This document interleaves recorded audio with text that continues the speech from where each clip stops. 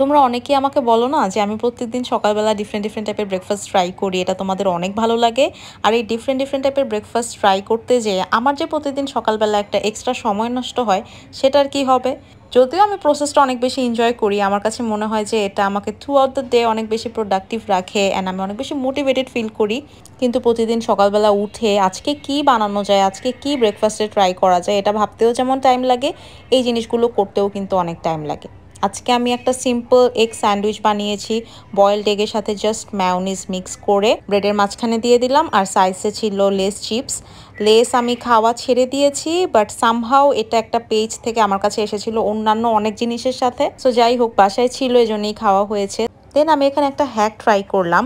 Nutella বা নসিলা যখন শেষের দিকে থাকে, জারের মধ্যে তলায় কিছু লেগে থাকে, জমে থাকে, যেগুলো আর উঠতে চায় না বা ওগুলো ব্রেডের সাথে খেতেও ভালো লাগবে না, আমার এখানে তো এটা পুরাই ড্রাই হয়ে গেছিলো।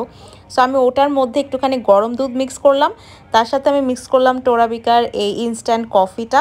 এটা সুগার ফ্রি কফি, এজন্য আমার ফেভারেট, রিসেন্ট ফেভারেট এটা। যত আমি ইনস্ট্যান্ট কফি খাইছি সবগুলোতে অতিরিক্ত মাত্রায় চিনি থাকে, কফির অ্যাকচুয়াল ফ্লেভারটাই পাওয়া যায় না।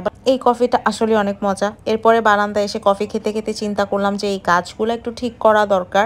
আম্মু আগের দিনই নতুন কিছু গাছ নিয়ে আসছিল, সো কিছু গাছ যত্নের অভাবে মরে গিয়েছে, ওই পুরান গাছগুলো চেঞ্জ করে নতুন গাছ লাগাচ্ছি। রুমে ম্যাক্সিমাম টাইমে এই লো মেইনটেনেন্স মানি প্ল্যান্ট লাগালে সেটা অনেক দিন লাস্ট করে। আর বারান্দার গাছ তো কিছু গাছ সার্ভাইভ করে, কিছু গাছ সার্ভাইভ করে না, এখানে মাটির ব্যাপার স্যাপার থাকে, পানি দেওয়ার ব্যাপার স্যাপার থাকে। সো এই জন্যই গাছ দেখা যায় 6-7 মাস পর পর নতুন কিছু আনতেই হয়, চেঞ্জ করতেই হয়। যারা অলওয়েজ বাসায় গাছ রাখো দেখবা 6-7 মাস পর পর তোমাদের চেঞ্জ করতেই হচ্ছে। আম্মু আমাকে সবগুলো গাছ খুব সুন্দর করে টবে সেট করে অর্গানাইজ করে দিল আবার বারান্দাটা।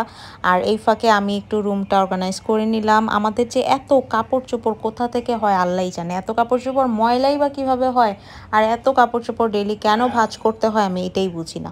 আর তোমরা আমাকে যতটা গোছানো মনে করো, আসলে কিন্তু অতটাও আমি না। দেখো আগের দিন সন্ধ্যায় আমি আর আম্মু চা খাইছি, ওই চায়ের কাপ এখনও ওই টি টেবিলের উপরেই পড়ে আছে। যাই হোক, একবার অ্যাটলিস্ট আমি ট্রাই করি বাসার পুরাটা গুছানোর, এরপরে আবার সারাদিনই আমি নিজেই নোংরা করতে থাকি। এটা একটা লাইফ সাইকেল, আই থিঙ্ক এটা চলতেই থাকবে।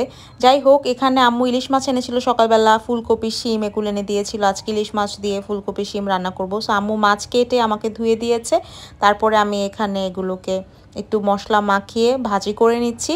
রান্না করতে গিয়ে দেখি তেল শেষ, এরপরে আমি সরিষা তেল দিয়ে এখানে আজকে রান্না করছি।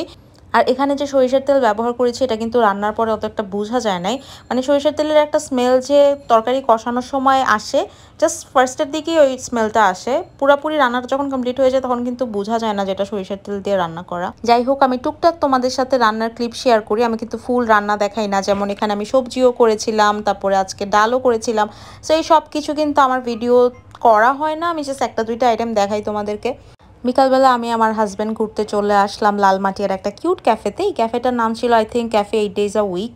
সো আজকেও অফিস থেকে বের হয়ে বলেছে চলো আমরা একটু ঘুরে আসি। আর এখন যেহেতু বিকালটা একটু বড়, সো 5টার দিকে বের হয়ে গেলে আমরা কোথাও না কোথাও ঘুরতে যেতে পারি, মানে বিকালটা একটু হাতে থাকে। আমার কাছে না সন্ধ্যার সময় ঘুরতে যেতে ভালো লাগে না, বিকাল টাইমটা আমার কাছে অনেক পারফেক্ট লাগে এরকম কিউট ক্যাফেগুলোতে ঘোরার জন্য।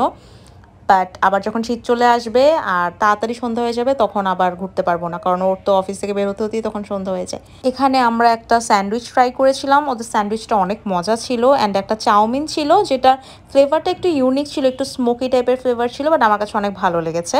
অ্যান্ড ড্রিঙ্কস অর্ডার করেছিলাম আইসড মোকা আর মিন্ট লেমনেড। তোমরা গেস করো এখানে কোনটা কার ড্রিঙ্ক।